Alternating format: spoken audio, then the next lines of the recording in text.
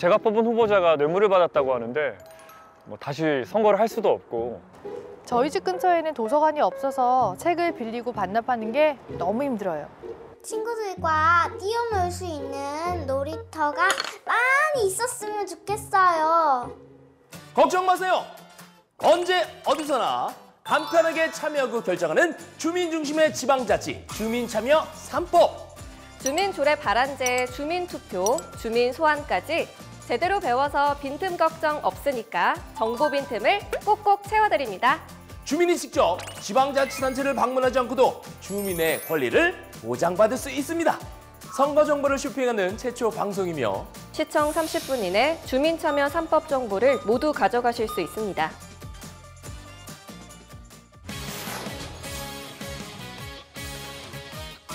네, 여러분 안녕하세요. 장르만 홈쇼핑 키오스트 문영인입니다. 안녕하세요. 선거방송의 신세계를 여는 신샘입니다. 네, 맞습니다. 선거방송의 신세계 장르만 홈쇼핑. 오늘 저희가 가져온 정보, 주민이라면 누구나 가져가야 하는 거잖아요. 네, 맞습니다. 용현 씨도 네. 주민이시잖아요. 그러면 저는 용산구 주민입니다.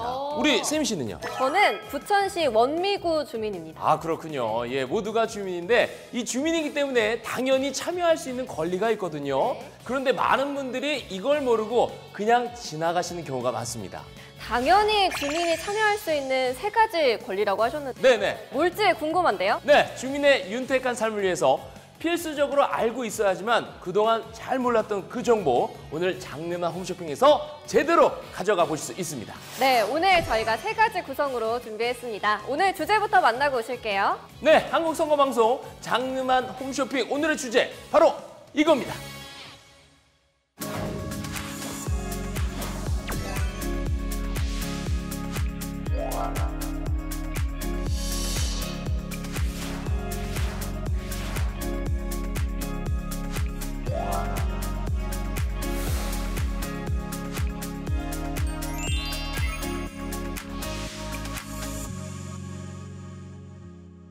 네, 오늘 알뜰살뜰 담아갈 정보는 바로 주민참여 3법입니다. 자, 범 이야기가 나오니까 야, 벌써부터 머리 아프다, 이거 채널 돌려야 하나 하는 분들 계실 수 있는데 잠시만요. 예, 잠시만 멈추십시오. 네, 어렵다고 피하시면 안 됩니다. 주민이라면 오늘 꼭 챙겨가야 할 알짜 구성 놓치지 마시고요. 근데 사실 3법이라고 하니까 말은 어렵게 느껴질 수 있잖아요. 근데 네. 또 전혀 어렵지 않잖아요? 그렇습니다. 이분이 설명해 주시면요. 전혀 어렵지 않습니다. 오늘 주민참여 3법에 대해서 쉽고 정확하고 명쾌하게 설명해 주실 우리 양윤선 교수님 나와 계시거든요. 네, 인사하겠습니다. 안녕하세요. 안녕하세요. 안녕하세요. 건국대 교수 양윤선입니다. 반갑습니다. 아, 반갑습니다, 교수님. 여쭤봐도 될까요? 우리 교수님은 어느 동네 주민이신지 여쭤봐도 될까요? 깜짝 놀랐습니다. 문용현 씨랑 네. 동네 친구더라고요. 용산구 주민입니다. 아, 용산구. 네, 같은 동네 주민이 만나셨는데요. 여러분은 어느 동네 주민이신가요? 동네 불문, 오늘 주민이라면 꼭 알고 있어야 하는 주민참여 3법에 대해서 오늘 가져가실 수 있는데요. 오늘 구성 제가 다시 한번 짚어드리도록 하겠습니다. 자, 먼저 주민조례 발안제. 동네에 거주하고 있는 주민이 원하는 조례의 제정과 개정, 폐지를 청구할 수 있는 주민조례 발안제 있고요. 두 번째는 주민투표입니다. 지역의 문제를 주민이 스스로 투표로 결정하는 주민투표고요. 다음으로는 주민소환제. 단체장이나 지방의원 등 선출직 공무원을 주민이 소환할 수 있는 주민소환제까지 오늘 방송 함께 하시면 3가지 지식 정보 모두 가져가실 수 있습니다.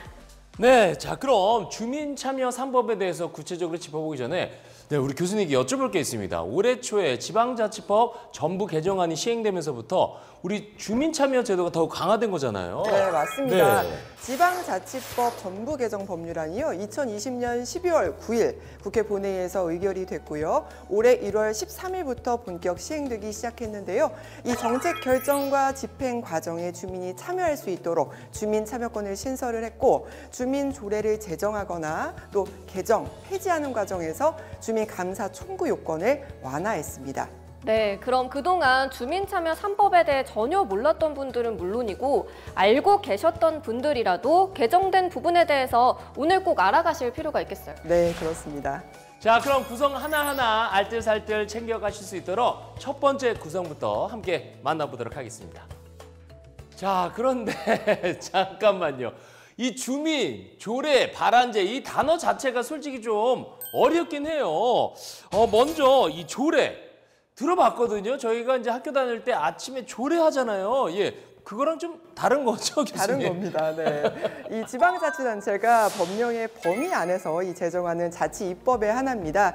지방의회의 의결에 의해 제정되는 자치법규라고 생각하시면 되는데요. 예를 들면 학교 무상급식이나 지역 재난지원금 이런 것들 지자체마다 다르지 않습니까? 네. 그렇기 때문에 이런 것들 조례로 결정되는 사항이라고 보시면 됩니다. 네, 주민이 직접 조례 제정을 청구할 수 있다는 건 저는 이번에 처음 알았거든요. 언제부터 시행이 됐던 건가요? 네, 주민조례 발안제가 운영된 지는 꽤 오래됐어요. 이미 1999년 지방자치법 개정 때 관련 규정이 생겨서 일찌감치 도입이 됐는데요. 그런데 문제가 이 청구 요건이 좀 까다롭고 청구 절차도 복잡해서 활성화가 되지 못했던 게 사실입니다. 네, 그럼 이번 제도 개선을 통해서 어떤 점이 달라진 걸까요? 네, 2022년 1월 13일부터 주민이 의회에 직접 이 조례 제정과 개정, 폐지 청구를 할 수 있게 된 건데요. 구체적으로 말씀을 드리면 먼저 이 청구 절차가 좀 간소화됐고요. 지원은 강화가 됐습니다. 그동안은 이 지방자치단체장을 거쳐서 조례안을 제출해야 됐는데 이제 주민이 직접 조례안을 지방의회에 제출할 수 있게 됐고요. 조례 청구를 위한 국가 또 지방자치단체의 지원도 의무화하게 됩니다.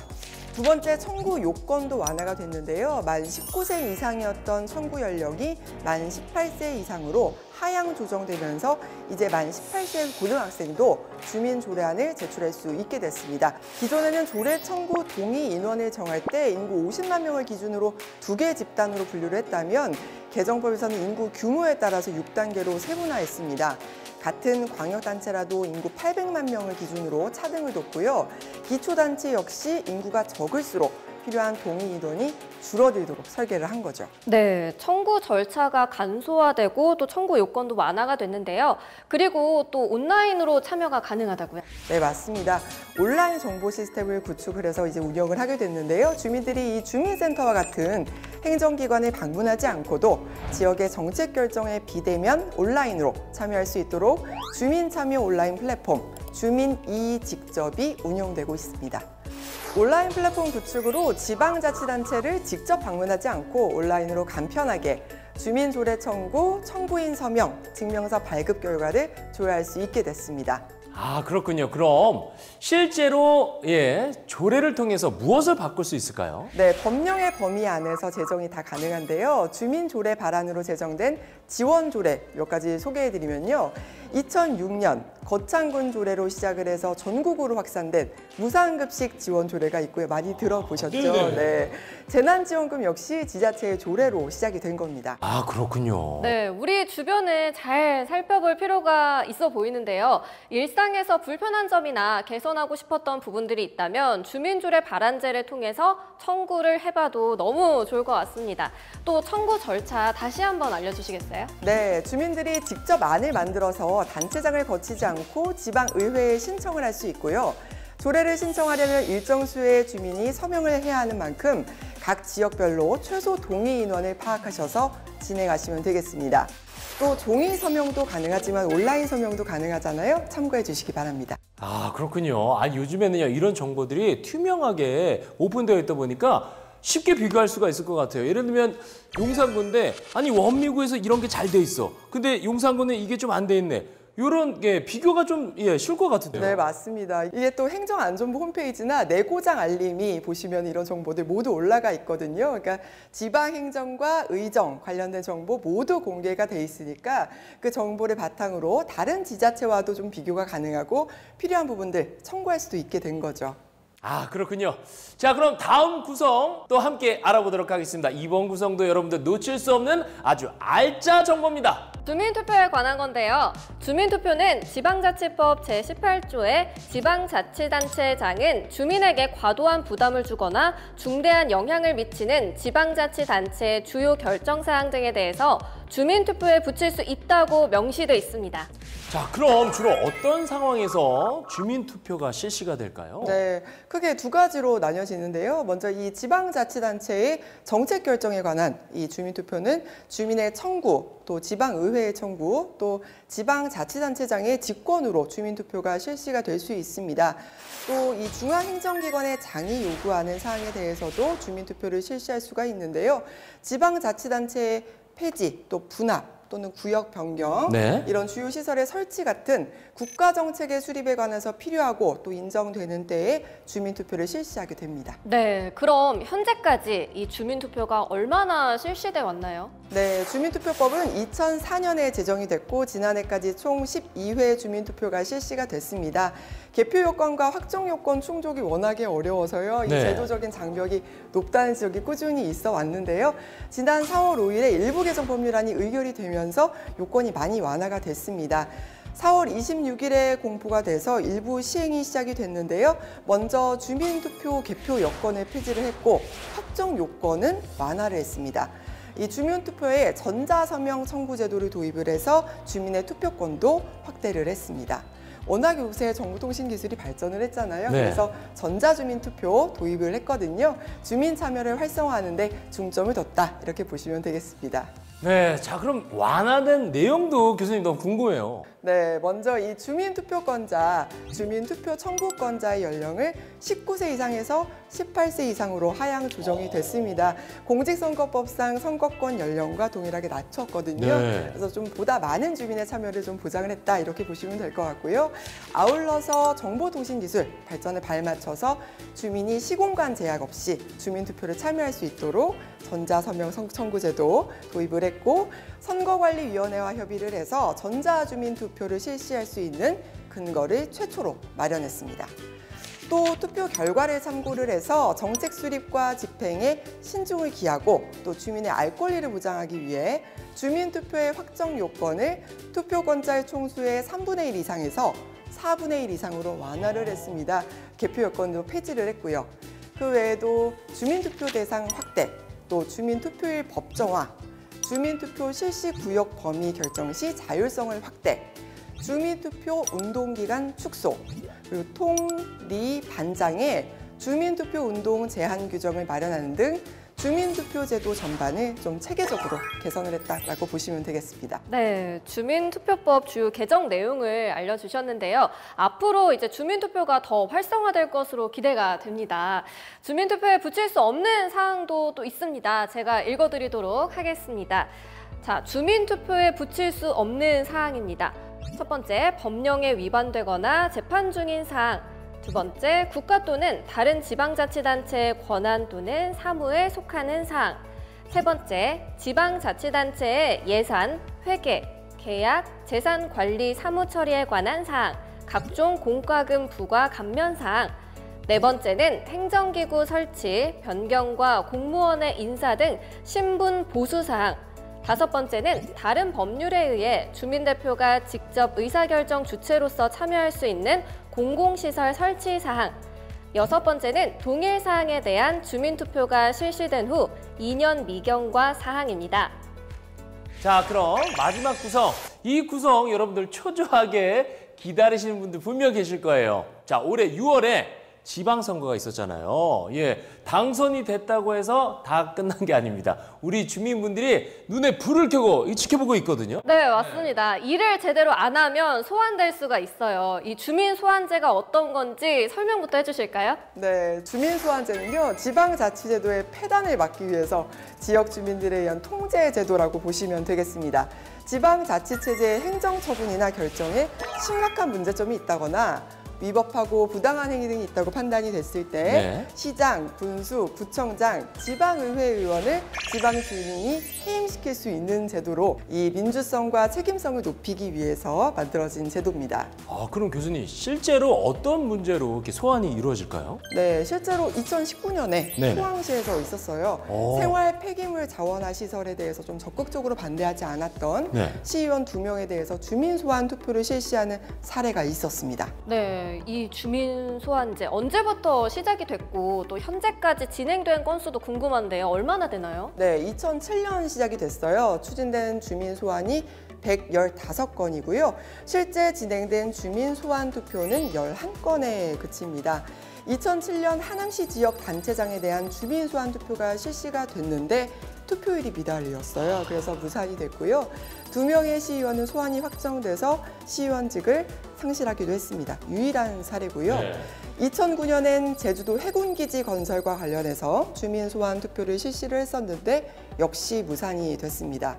2011년엔 보금자리 주택 건설에 반대하는 과천 시민들이 주민 소환 투표를 청구를 했는데 역시 투표율이 좀 미달이 됐어요. 그래서 무산이 됐고 그 외에도 몇 건이 더 있었으나 모두 투표율이 미달이 돼서 개표도 하지 못하고 마무리가 됐습니다. 아, 교수님, 근데 아니 저는 이해가 안 되는 게 투표를 했는데 결과를 알 수가 없다. 아니, 개표를 왜 하지 못할까요? 이 부분을 좀 아쉬워했던 분들이 많았던 것 같아요. 앞서 언급했던 이 주민투표와 마찬가지로 주민 소환 투표 역시 네. 투표권자의 3분의 1 이상이 참여하지 않은 경우에 투표 결과를 확인할 수 없었기 때문에 개표 결과를 볼 수가 없죠. 네, 개표 결과를 볼 수 없는 것도 그런데 이 실시된 지 벌써 12년이 지났잖아요. 근데 고작 11건의 투표가 진행이 됐네요. 지역을 위해서 소환이 꼭 필요한 경우라면 적극적으로 참여를 해보셔도 좋을 것 같은데요. 주민 소환 투표 절차를 제가 알려드리도록 하겠습니다. 첫 번째, 소환 청구인 대표자 선정. 두 번째, 주민 소환 청구인 대표자 증명서 교부 신청. 세 번째, 주민 소환 청구인 대표자 증명서 교부 및 공표. 네 번째, 주민 소환 청구 서명 요청 활동. 다섯 번째, 청구서 및 서명부 제출. 여섯 번째, 청구 사실 공표, 서명의 유무효 여부 심사. 일곱 번째, 청구인 서명부 열람 및 이의 신청. 여덟 번째, 청구 유지 공표 및 주민 소환 발의. 아홉 번째, 주민 소환 투표를 통해 실시.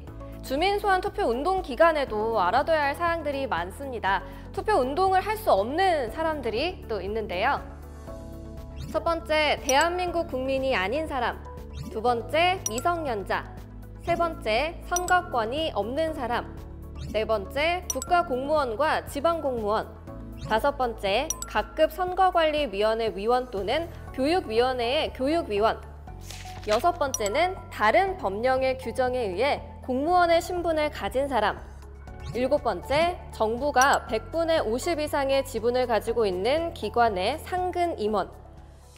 여덟 번째, 농협, 수협, 산림조합, 여변초 생산협동조합의 상근 임직원과 이들 조합의 중앙회장. 아홉 번째, 지방공사와 지방공단의 상근 임직원. 열 번째, 정당의 당원이 될 수 없는 사립학교 교원. 11번째, 예비군 중대장급 이상의 간부. 12번째, 통, 리, 반의 장 및 주민자치위원회 위원. 13번째, 바르게 살기 운동협의회, 새마을운동협의회, 한국자유총연맹의 상근 임직원 및 이들의 대표자. 네, 세미 씨가 잘 설명을 해주셨는데요. 주민 소환 투표 운동 방법은 제가 알려드리겠습니다. 주민 소환 투표 운동기구의 설치, 신문 광고, 공개 장소의 연설과 대담, 언론기관의 초청 대담 토론회, 정보통신망을 이용한 주민 소환 투표 운동, 인터넷 광고, 관할위원회가 주관하는 주민 소환 투표 공보의 발행과 배부, 선거방송 토론위원회가 정하는 방법으로 개최하는 토론회, 이렇게 되겠습니다. 네, 주민 소환 투표로 소환이 확정된 경우에는 곧바로 또 직위 해제가 되는 건가요? 네, 맞습니다. 결과 공표 시점부터 직위가 상실이 되고요. 보궐선거 후보자로도 등록을 할 수가 없게 됩니다. 네, 주민참여 3법, 주민주례 바람부터 주민투표, 주민소환까지 오늘 질식창고 여러분들 전체 매진입니다. 이야, 신이 나네요. 예. 오늘 꽉 찬 구성으로 함께했는데요. 방송 함께하신 분들 오늘 행운 잡으신 겁니다. 네, 맞습니다. 근데 또 놓치신 분들도 있을 수 있잖아요. 놓치신 분들은 너무 아쉬워하지 마시고요. 다시 보기가 가능합니다. 중앙선거관리위원회 유튜브 채널에서 다시 만나보실 수 있습니다. 네. 자, 오늘 함께해 주신 교수님 유익한 정보 다시 한번 또 감사 인사를 드리겠습니다. 마지막으로 네, 우리 주민분들에게 당부하고 싶은 말씀이 또 있으실 것 같아요. 네. 진정한 주민자치를 실현을 하려면 이런 제도적인 개선 방안 마련도 굉장히 중요합니다. 중요하지만 무엇보다도 우리 주민들의 적극적인 참여가 가장 중요하겠죠. 우리의 권리 스스로 지킬 수 있도록 내가 사는 동네에 더욱 많은 관심 가져주시길 부탁의 말씀드립니다. 네, 같은 용산 구민이니까 우리 더 관심을 가져봐요. 자, 주민이라면 마땅히 누려야 할 권리 꼭 지켜가시길 바라면서 장沼 홈쇼핑 오늘 여기서 인사드리도록 하겠습니다. 네, 다음 방송도 놓치지 말고 들어오시길 바랍니다. 안녕!